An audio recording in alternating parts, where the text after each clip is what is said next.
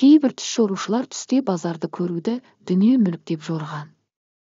Сондықтан үлкен базар көрсе, оның жалпы жағдайы жақсарып, дүниесі көп болады. Ал тағы бір басқа түс жорушылар түсте базарды көруді, қайғыны, қиыншылықты білдіреді деп жорған. Кітап базарын көрсе, тура жолмен жүріп, тәубе етеді, және жамандықпен күресу керектігін білдіреді. Дәрі-дәрмек базарын көрсе, қуаныш. Мата базары ар намыс, билік. Қару-жарақ базары қуанышқа, перзентке жорылады. Жүн сатылатын базар ризық пен пайда. Балық сатылатын базар адал табыс, туған туыстармен бас қосады. Базарда ештеңе сатылмай бос тұрғанын көрсе, құлшылығындағы кемшілікті, діни әмірлерді орындамай жүргенін білдіреді.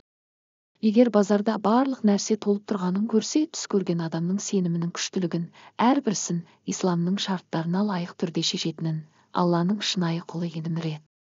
Базарда кедей адамды көріп, оны қасына шақырып, оған қажетті затын сатып алып сыйға тартса, жаны жұмақта болатынына жорылады. Атқа мініп базардан өтсе, мұратына жетеді.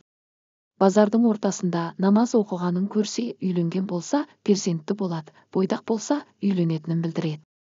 Базарға барып бос қайтқанын көрсе, үміт еткен нәрсесі орындалмайды.